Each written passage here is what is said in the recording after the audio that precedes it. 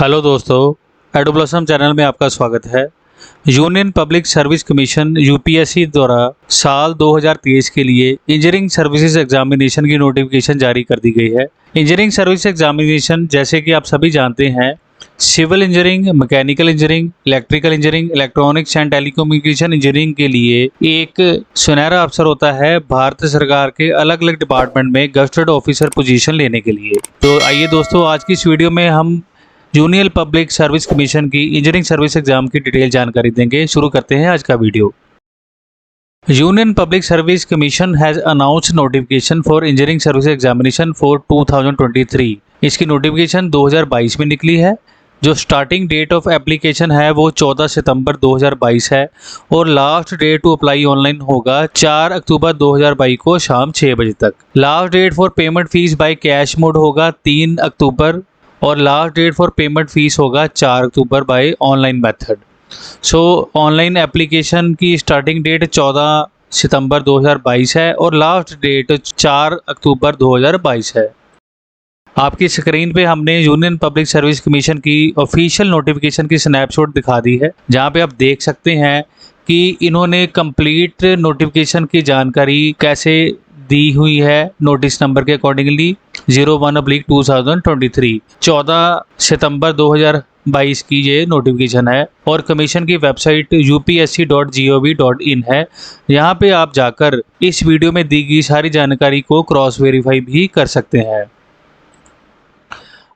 अब हम बात करते हैं union public service commission engineering services exam के लिए मिनिमम एजुकेशन क्वालिफिकेशन की। तो सबसे पहले, if a candidate has obtained a degree in engineering from a university incorporated by act of central or state legislature in India or other education institution established by act of parliament, वो eligible हैं इस examination में participate करने के लिए। Second, अगर candidate ने section A and section B of institution examination of institute of engineering किया है, वो भी एलिजिबल है इसमें अप्लाई करने के लिए, जिसको आमतौर पे हम AMI भी कहते हैं। अगर कैंडिडेट के पास डिग्री या डिप्लोमा इन इंजीनियरिंग है from such foreign university, college और इंस्टीट्यूशन जिसमें गवर्नमेंट ऑफ इंडिया की रिकॉग्निशन है फ्रॉम टाइम टू टाइम, वो कैंडिडेट भी यूपीएससी की इंजीनियरिंग सर्विस एग्जामिनेशन में पार्टिसिपेट कर सकते हैं। अगर कैंडिडेट ने graduate membership examination from institution of Electronics and telecommunication engineer से क्लियर किया है तो वो भी एलिजिबल है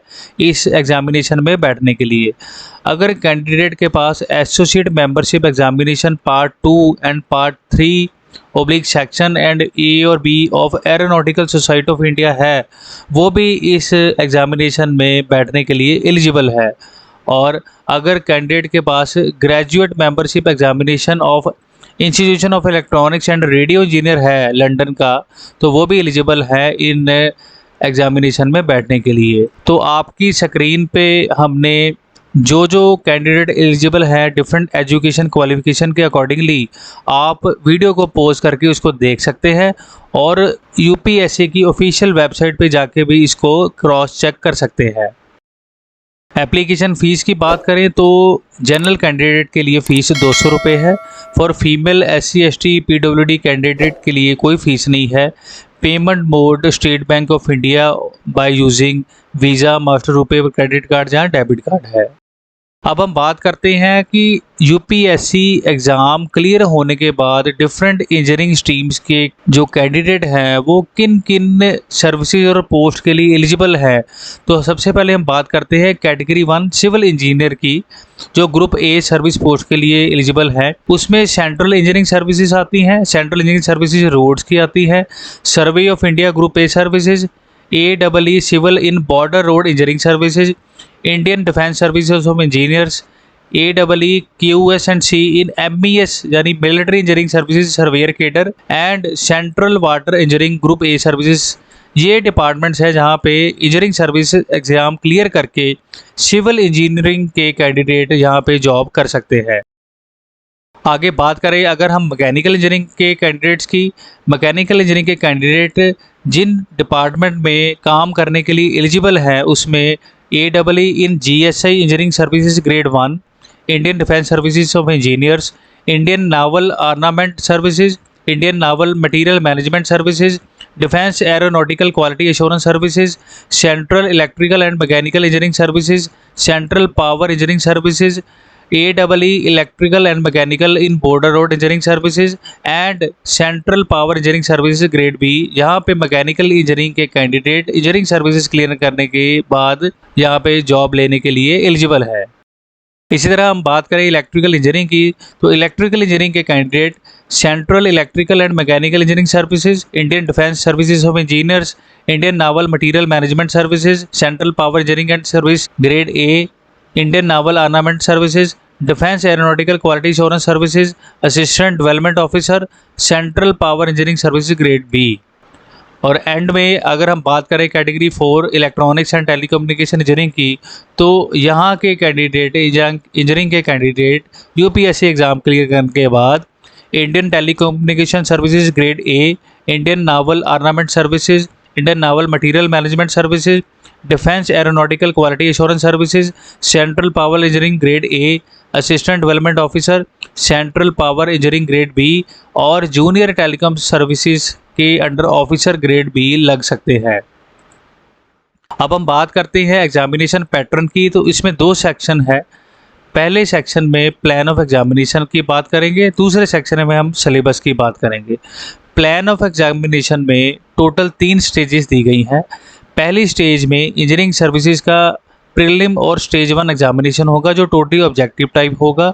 इसमें कैंडिडेट को एक तो जनरल क्वेश्चंस पूछे जाएंगे और दूसरा उसके सब्जेक्ट के अकॉर्डिंग पूछे जाएंगे, और ये टोटल पेपर ऑब्जेक्टिव टाइप होगा। स्टेज 1 एग्जामिनेशन यानी प्रिलिमिनरी स्टेज 1 एग्जामिनेशन क्लियर करने के बाद कैंडिडेट एलिजिबल होगा स्टेज 2 की इंजीनियरिंग सर्विस एग्जामिनेशन में, जहाँ पे जो क्वेश्चंस होंगे वो कन्वेंशनल टाइप क्वेश्चंस होंगे।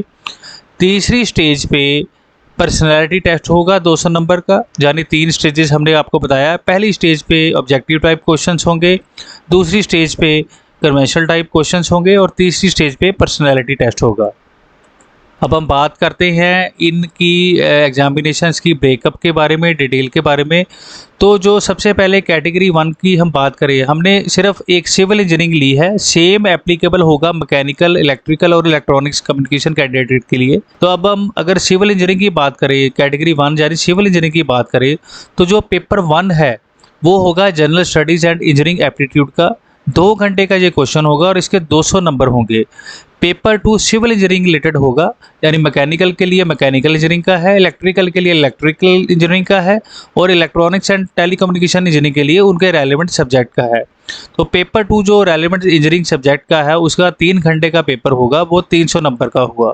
सो टोटल जो मार्क्स है वो 500 मार्क्स है और टोटल घंटे हुए 5। उसके बाद स्टेज 2 की हम बात करें, जो मेन एग्ज़ाम होगा स्टेज 2 एग्जामिनेशन, तो उसमें पेपर 1 जो सिविल इंजीनियरिंग का होगा वो कन्वेंशनल टाइप होगा, 3 घंटे का 300 नंबर का होगा। पेपर 2 भी सेम रेलेवेंट इंजीनियरिंग सब्जेक्ट का है, वो भी 3 घंटे का और वो भी 300 मार्क्स का होगा। सो 300 + 300 टोटल 600 मार्क्स का पेपर होगा। यानी स्टेज 1 का फर्स्ट पेपर 500 मार्क्स का, स्टेज 2 का 600 मार्क्स का और उसके बाद स्टेज 3 पर्सनैलिटी टेस्ट 200 मार्क्स का होगा। स्टेज 1 क्लियर करने के बाद स्टेज 2 में आप जा सकते हैं और अकॉर्डिंगली फर्दर फिर पर्सनैलिटी टेस्ट होगा।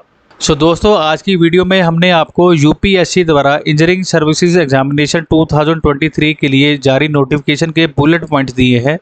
कंप्लीट जानकारी, syllabus, pattern, reservation, age relaxation की सारी जानकारी आप यूनियन पब्लिक सर्विस कमीशन की इंजीनियरिंग सर्विसेज कैडर के अंडर नोटिफिकेशन में ले सकते हैं। किसी तरीके की आपकी क्लैरिफिकेशन हो, जो आप जानना चाहते हो, कोई किसी तरीके का आपका क्वेश्चन हो, तो आप हमें कमेंट बॉक्स में क्वेश्चन डाल सकते हैं, हम उसका ज़रूर रिप्लाई करेंगे। हमें उम्मीद है कि आपको आज की हमारी ये वीडियो ज़रूर पसंद आई होगी। अगर आपको हमारी आज की वीडियो पसंद आई है तो आप हमारे एडू ब्लॉसम चैनल को ज़रूर सब्सक्राइब कीजिए, शेयर कीजिए, लाइक कीजिए, नोटिफिकेशन ऑन कीजिए, क्योंकि हम अपने एडू ब्लॉसम चैनल में ना सिर्फ इम्पॉर्टेंट गवर्नमेंट एग्जामिनेशन की जानकारी देते हैं बल्कि गवर्नमेंट जॉब्स की भी जानकारी देते हैं, ताकि आप उस नोटिफिकेशन को ऑन करने के बाद किसी भी अपनी एलिजिबिलिटी के अकॉर्डिंग की अपॉर्चुनिटी को मिस ना कर सके। आज का वीडियो देखने के लिए आपका बहुत बहुत धन्यवाद। Wish you best of luck for your future.